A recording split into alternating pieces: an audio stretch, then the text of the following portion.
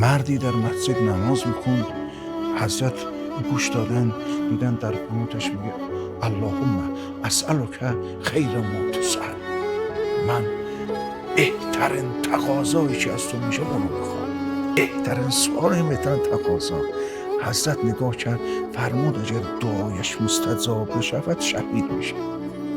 الله خیلی خیر ناب بود این روایت ها. آره خیر ما، بله خیر ما یسأل منک، این بهترین چیزی که از تو سوال می شود. لذا فرمود فوق کل بر بر، یعنی این نیکی ها مراتب داره، بالای هر نیکی برتری وجود داره تا میرسه به اونجا که حتی یقتل الرجل فی سبیل الله، تا به اونجا آدم برسه که جانش را تقدیم خدا بکنه.